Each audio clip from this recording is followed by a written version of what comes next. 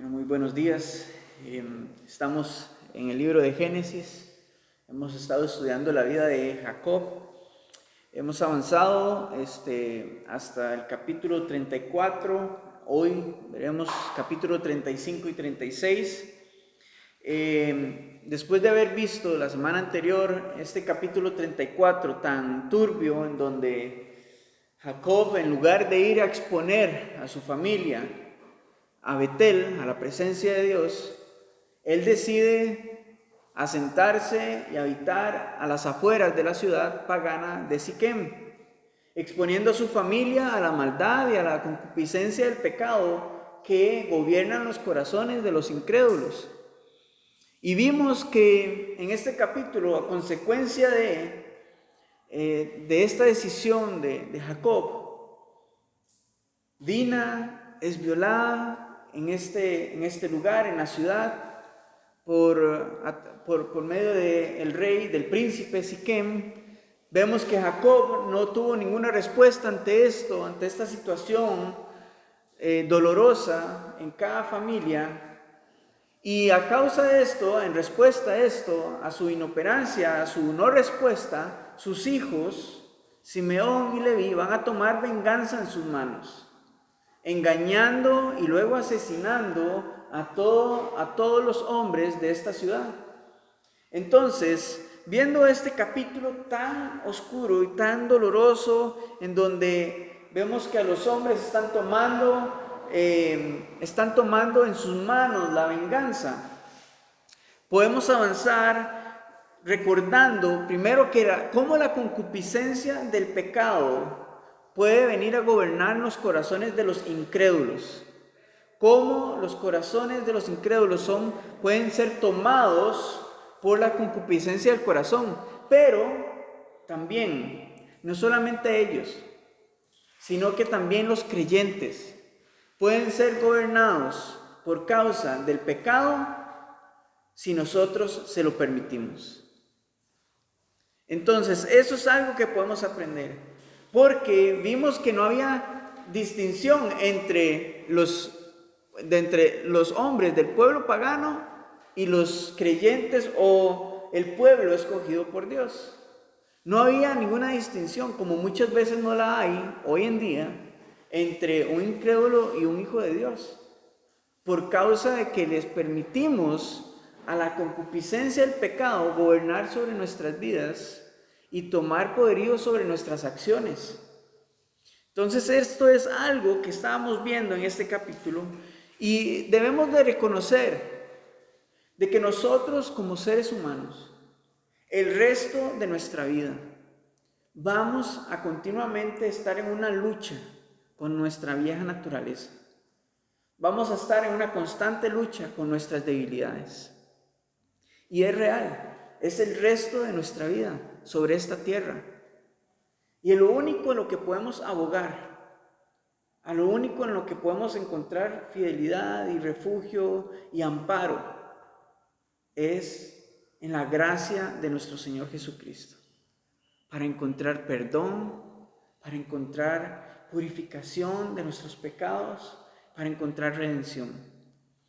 Así entonces, avanzamos al capítulo 35, en donde vamos a ver cómo Jacob, aún estando en Siquem y temiendo por su vida de que los otros pueblos de alrededor vayan a tomar represalia contra él, en medio de este temor, Dios le habla a Jacob y lo llama a Betel.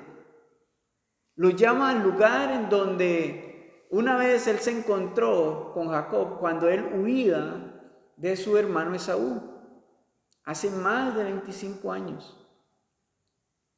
Y vemos entonces a Dios llamando a Jacob al lugar donde él pertenece, a la presencia de Dios. Y vamos a ver cómo Jacob va ahora sí a tomar su posición de autoridad como cabeza de hogar y va a llevar a toda su familia a este lugar, en donde Dios va a reafirmar su nombre, va a reafirmar la promesa divina que descansa ahora sobre sus hombros y su descendencia. Pero también vamos a ver una dolorosa historia en la que Rubén, primogénito, de Jacob va a pecar contra su padre y contra Dios.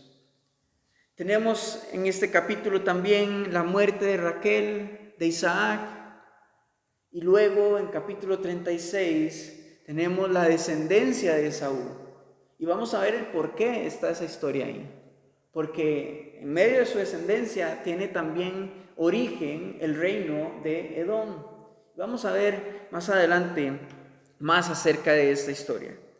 Pero bueno, vamos a iniciar entonces capítulo 35, versículos 1 y 2. Nos dice: y dijo Dios a Jacob: levántate y sube a Betel, quédate allí, haz allí un altar al Dios que te apareció cuando huías de tu hermano Esaú. Entonces Jacob dijo a su familia y a todos los que con él estaban: quitad los dioses ajenos que hay entre vosotros, y limpiaos y mudad vuestros vestidos. Jacob está recibiendo la dirección completamente clara de Dios. ¿A dónde lo quiere Dios? En Betel. Y él, como desde un principio tuvo que haber hecho, va a tomar la decisión de obedecer. Entonces, teniendo ya claro la dirección a donde tiene que ir, él sabe que Dios no lo quiere en Siquem, en medio del mundo pagano. A como hoy Dios no nos quiere en medio, coqueteando y estando involucrados y sumergidos en las cosas de este mundo.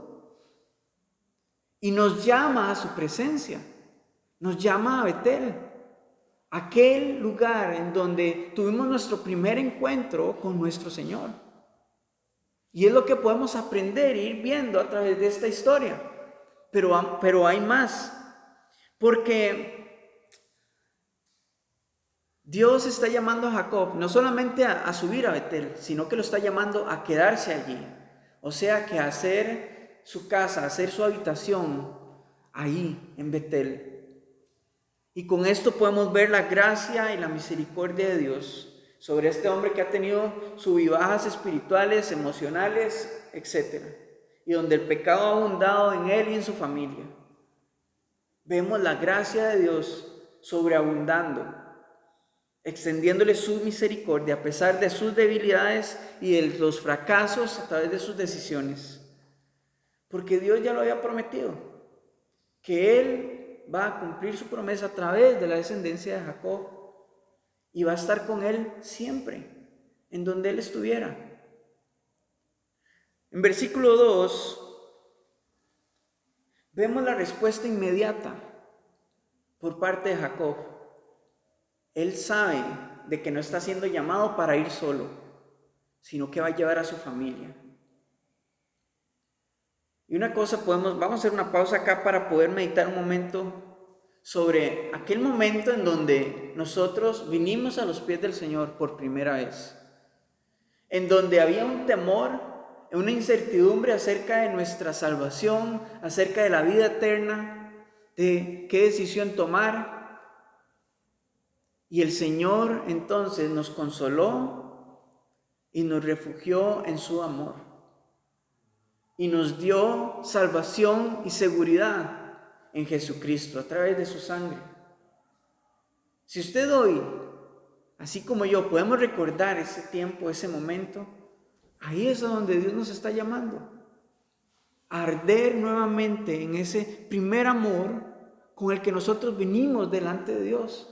En donde no importaba nada más que venir delante del Señor, que habitar en su presencia, buscar en su palabra, tener esos tiempos hermosos con Él, en su presencia, en intimidad.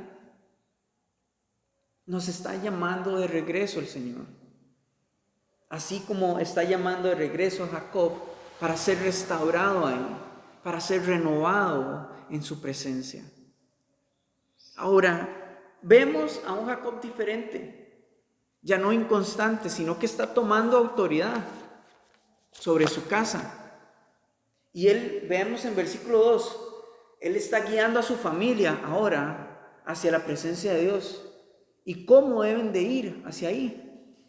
A como el creyente hoy tiene una responsabilidad también con aquellos que son más débiles en la fe. Y esa responsabilidad es de que podamos guiar al creyente hacia cómo poder venir delante de Dios, poder retomar el camino, la senda antigua, la senda de verdad, el camino en el que el Señor nos quiere tener, pero que por una u otra razón nos hemos desenfocado y nos hemos desviado hacia otros rumbos. Entonces, como creyentes tenemos una responsabilidad de animar y guiar a los más débiles, a como guiar a nuestra familia, a nuestros hermanos y a nuestros amigos. Para nosotros hoy, vemos lo que les dice Jacob: quitad los ídolos ajenos. Y para nosotros hoy esto debe representar el quitar todas aquellas cosas que nos han desviado del camino del Señor y que están tomando el trono de nuestro corazón. Un trono en el que debería estar Dios solamente.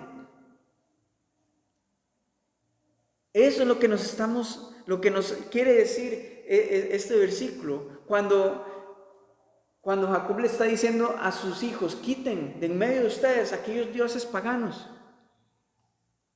los que han saqueado y los que han robado probablemente de la tierra de Siquem, de los que se han proveído en medio del camino.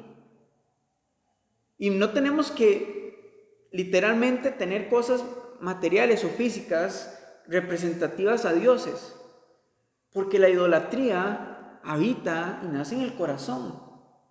Entonces, ¿qué cosas hay en nuestra vida que han provocado que nos desviemos del camino en el que el Señor nos quiere tener, de su voluntad? Sea el trabajo, tal vez será el estudio, tal vez será el afán, el amor al dinero, tal vez será el pecado. ¿Qué es lo que ha querido quitar a Dios del trono de nuestro corazón?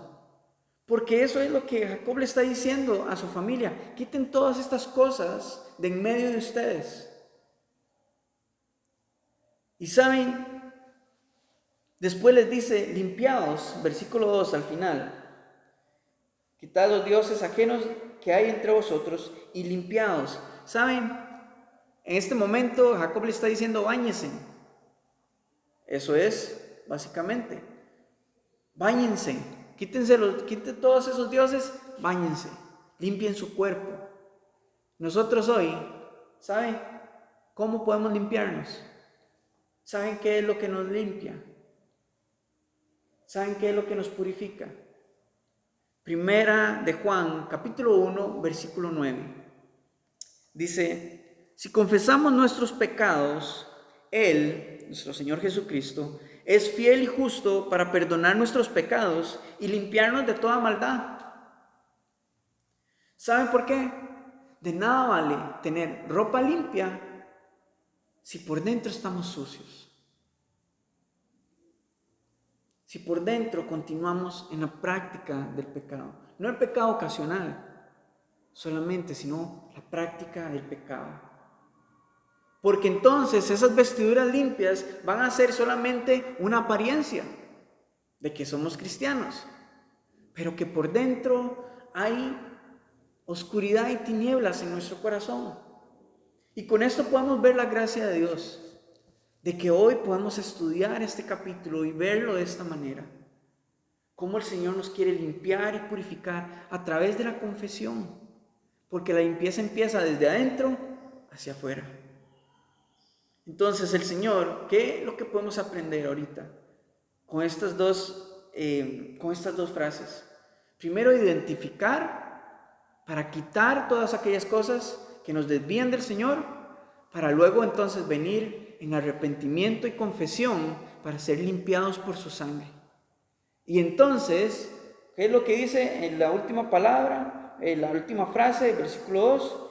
Y mudad vuestros vestidos. O sea, quítense las viejas vestiduras del viejo hombre y múdense con una vestidura limpia y nueva de un hombre renovado según el Señor.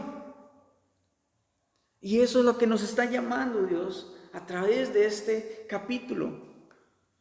Ahora, podemos darnos cuenta cómo a Jacob le ha tomado tanto tiempo llegar ahí, a esta madurez, a este entendimiento, porque ha tenido altibajos a lo largo de su vida y le ha tomado mucho tiempo poder llegar ahora sí a Betel, a la presencia de Dios. Cuando el Señor lo llamó de salir de donde él estaba con su tío, su suegro Labán, él hizo muchas escalas porque tomó la decisión en sus manos. El Señor hoy nos está llamando y probablemente nos sentimos identificados con Jacob, que nos ha tomado más tiempo llegar a donde el Señor nos quiere, porque hemos querido tomar las cosas en nuestras manos.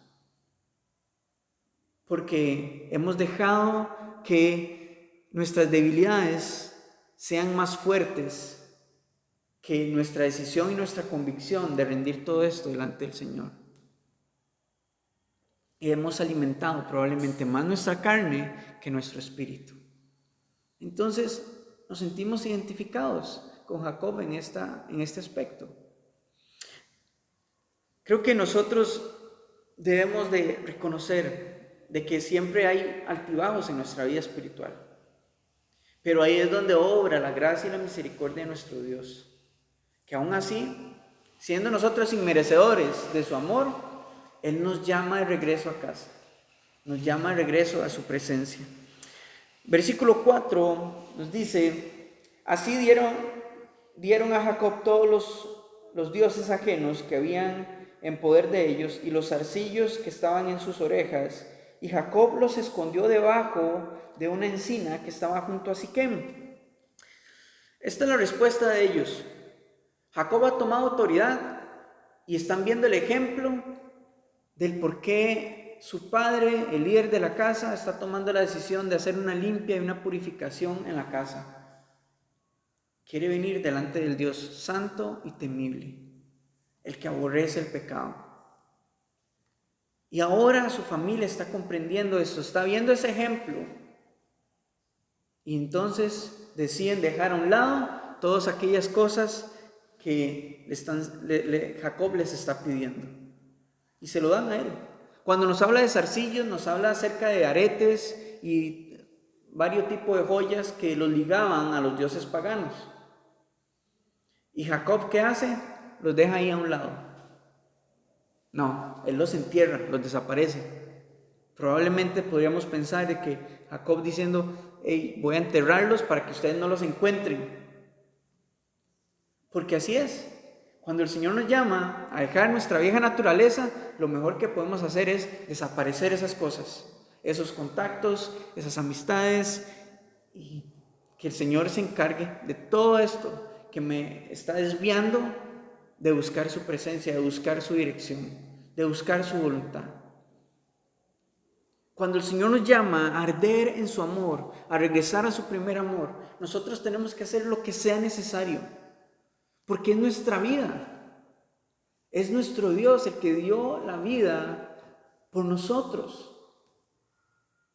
Y así como Él fue radical en dejarlo todo por nosotros, nos pide dejarlo todo por Él. No cosas físicas o específicamente materiales, pero principalmente en nuestra vida, en nuestro corazón. Dejar todo delante de Él y seguirlo a Él con temor. Cuando vemos en versículo 5 que salieron y el terror de Dios estuvo sobre las ciudades que había en sus alrededores y no persiguieron los hijos de Jacob, fue la mano divina de Dios. Puso un temor y flanqueó el camino por el que Jacob y su familia debían de caminar hasta Betel.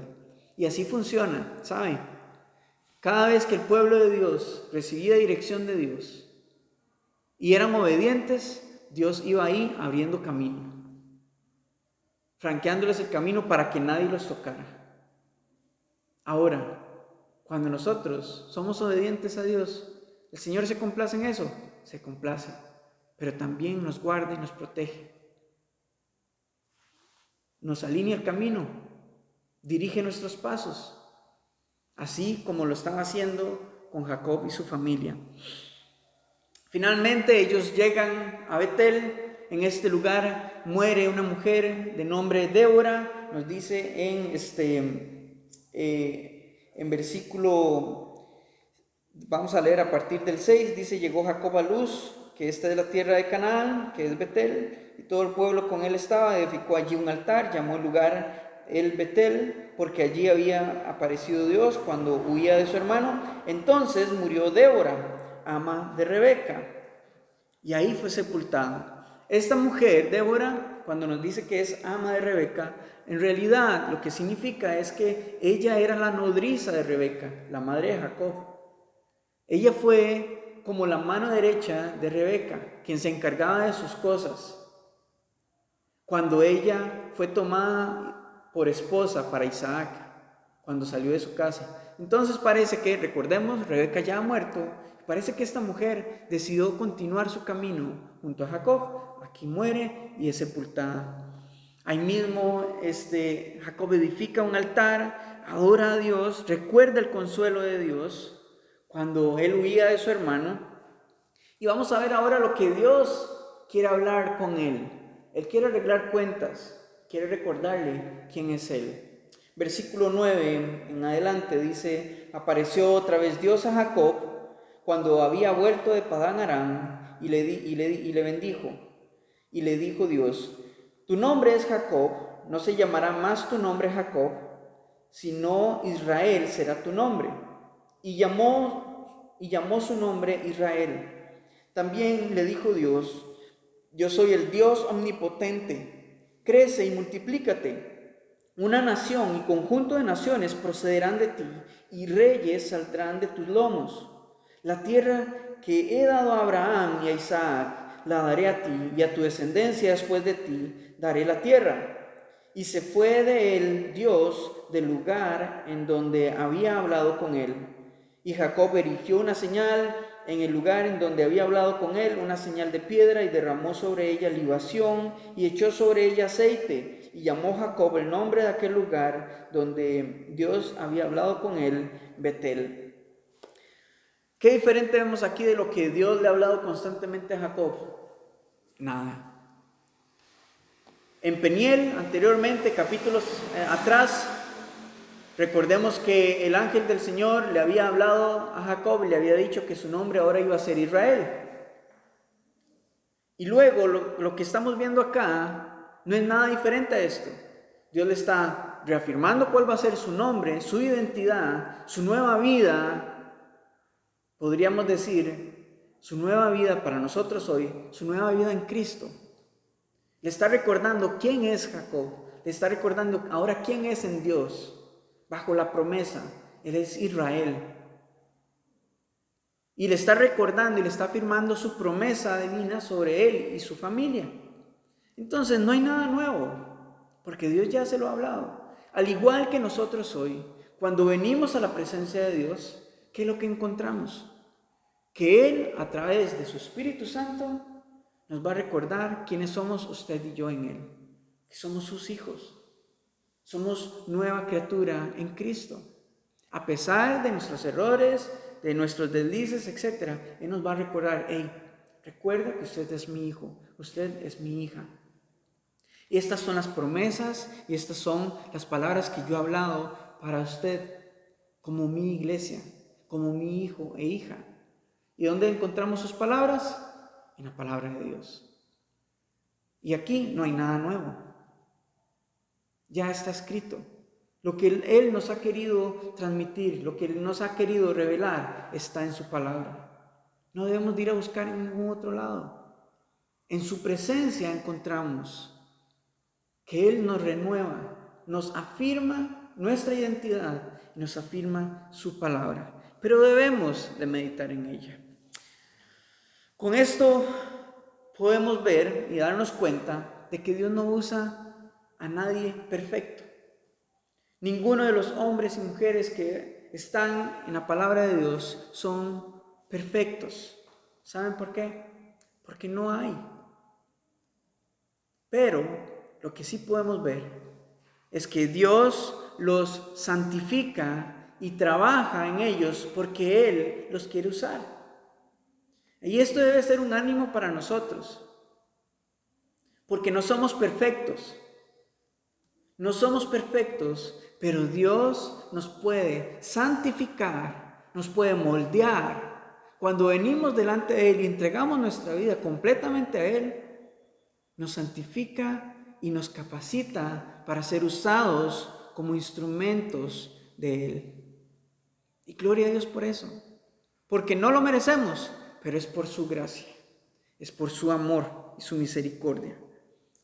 Ahora continuamos con la segunda parte de este capítulo, en donde tenemos básicamente dos entierros, dos sepulturas. Tenemos dos funerales y lastimosamente vamos a ver también entre esto el pecado de Rubén contra su padre y contra Dios. Entonces, versículos 16 al 21, lo que tenemos es la muerte de Raquel. Nos dice que Jacob y toda su gente va de camino a Efrata, antiguo nombre de Betel, y de camino ella comienza en labores de parto. Y nos dice la escritura que ella está en un momento demasiado conflictivo en su parto, tanto así que va a perder su vida.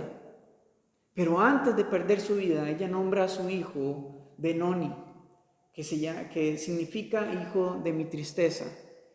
Claramente, le ha tomado mucho trabajo y está consciente probablemente de que va a perder su vida. Pero Jacob toma al niño y lo nombra Benjamín, que significa hijo de mi diestra, o también podríamos decirlo como mi hijo muy querido. Y ya sabemos por qué. Raquel es el amor de la vida de Jacob. Y nos vamos a dar cuenta que Benjamín y José son sus hijos favoritos. Tanto así que José es vendido por sus hermanos por causa de esto. Pero eso es en otro capítulo. También en medio de esto vemos la lamentable situación en la que Rubén va a pecar en contra de su padre. Versículo 22 nos dice: aconteció que cuando moraba Israel en aquella tierra, fue Rubén y durmió con Bilha, la concubina de su padre, lo cual llegó a saber Israel. Ahora bien, los hijos de Israel fueron 12. En esta sección nos habla acerca de los hijos propiamente, los 12 hijos de Israel, de quienes vendría más adelante la nación de Israel, pero tenemos este acontecimiento lamentable. Y no nos dice mucho, solo eso. Pero en capítulo 49, versículo 3 de Génesis, y luego también en Primera de Crónicas, capítulo 5, versículo 1, nos van a dar más detalles de las consecuencias para Rubén, porque él va a ser destituido de su primogenitura por causa de su pecado. Ahora, esta posición va a recaer sobre Judá, el cuarto hijo de Jacob con Lea. Esto porque los dos anteriores a Judá, los otros dos hijos anteriores a Judá, que son Simeón y Leví, fueron los protagonistas, los que iniciaron el engaño y la masacre de los hombres en Siquem. Entonces estos tres están destituidos, no están avalados para poder tomar la posición de las bendiciones espirituales que requiere o que conllevan la primogenitura, y por eso recae sobre Judá. Y hoy sabemos que a través de la tribu de Judá es que nació el Mesías, nuestro Salvador. Esa fue la tribu que Dios utilizó para traer al Mesías. Entonces continuamos con el final, donde tenemos que versículo 27 al 29 se van a encontrar Jacob o Israel y Esaú nuevamente, después de aquel momento en donde se habían reconciliado. Ellos se reencuentran en Hebrón, en Mamre, en donde habita Isaac, padre de ambos, y la causa de su reunión es porque Isaac va a morir a los 180 años y ellos son los que lo van a sepultar. Con esto podríamos pensar que seguramente Jacob ya ahora sí se queda ahí, en esta tierra. Ellos tienen muchas posesiones, muchas riquezas, su familia comienza a extenderse y nos dice la Escritura que ya no hay campo para que Jacob y Esaú puedan habitar juntos en este lugar. Y así es como hacemos entonces la transición al capítulo 36, donde tenemos la descendencia de Esaú y el origen, el nacimiento del reino de Edom. Versículo 6, capítulo 36, nos dice: y Esaú tomó sus mujeres y sus hijos e hijas y todas las personas de su casa y sus ganados y todas sus bestias y todo cuanto había adquirido en la tierra de Canaán, y se fue a otra tierra, separándose de Jacob su hermano, porque los bienes de ellos eran muchos y no podían habitar juntos, ni la tierra en donde moraban los podía sostener a causa de sus ganados. Y Esaú habitó en el monte de Seir. Esaú es Edom. Con esto vemos la razón del porqué de su separación. No era un conflicto entre hermanos, sencillamente ya era mucha gente en una tierra tal vez pequeña, ya no caben. Entonces Esaú migra hacia los montes de Seir, que probablemente usted lo habrá escuchado de este lugar. Actualmente este lugar es la frontera entre Israel y Jordania, y una de sus antiguas capitales es Petra, que tiene esculpidas un templo y diferentes edificaciones entre la piedra, entre la misma roca de la montaña. Entonces, esto, si usted ha buscado en internet y así, usted encontrará fotos de ese lugar porque continúa ahí. Y es algo hermoso y es de color rojo. Entonces, Esaú emigra hacia este lugar, en donde su familia comienza a extenderse, comienza a crecer, y con el tiempo y con el poder con el que él tiene, comienza a apoderarse de esta tierra, y es así como nace el reino de Edom. ¿Y por qué? La pregunta, ¿por qué nos dice la palabra de Dios acerca de este reino de Esaú y sus descendientes? Posiblemente por el ligamen con el pueblo de Israel, porque ellos serían fieles enemigos de Israel, a tal punto que cuando el pueblo en el éxodo venía hacia la tierra prometida, ellos no les permitieron el paso a través de su tierra. Esto, y también cuando los ejércitos extranjeros venían en contra de Israel, nos vamos a dar cuenta en el Antiguo Testamento, ellos eran los primeros aliados con estos enemigos de Israel. Y a causa de su trato, en el libro del profeta Abdías, ese libro está dedicado al reino de Edom. Son las palabras de Dios profetizando su destrucción completa y total para este reino, por causa de su trato hacia Israel. Por causa de su trato a Israel. Entonces ya podemos darnos una imagen del por qué está ahí entonces. Y ahora en el Nuevo Testamento, uno de sus descendientes, un descendiente edomita, ¿saben quién fue? El rey Herodes, Herodes el Grande, quien atentó contra la vida de Jesús en su nacimiento. Es ese mismo. Entonces, por eso es que necesitamos ver de dónde. Por eso el Señor quiere hablarnos a ver de dónde, cuál es su origen. No fue un pueblo que salió de la nada, sino vemos cómo se van cumpliendo sus palabras conforme avanza el tiempo y su palabra. Ahora, también con esto podemos ver la fidelidad de Dios, porque recordemos que a Rebeca se le dijo que 2 naciones estaban naciendo en su vientre y estaban luchando, y esta lucha iba a ser para siempre. ¿Y quiénes son los que protagonizan esta lucha? Jacob y Esaú, y hasta el día de hoy. Entonces vemos también la fidelidad de Dios a sus palabras. Lo que Él está profetizando se está cumpliendo. En manera general, vamos a retomar nada más ciertas cosas respecto a lo que vimos del llamado de Dios a Jacob.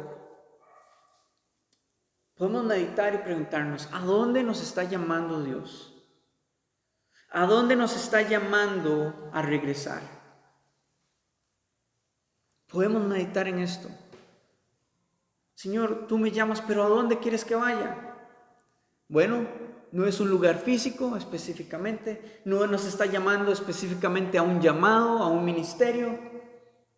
Él nos está llamando a regresar a su presencia, a su voluntad. Nos está llamando a regresar, a arder y hacer lo que sea necesario para arder en su amor. A arder en su amor. Ahí nos está llamando a buscar su presencia y a poder tomar y hacer uso de su gracia y de su amor. Porque ahí es donde Él nos renueva, donde Él nos santifica, en donde Él nos pule y nos renueva continuamente. Ahí nos está llamando a regresar a donde todo comenzó, a los pies de nuestro Señor. Y cuando el Señor nos llama ahí, es para que le demos nuevamente el trono en nuestro corazón.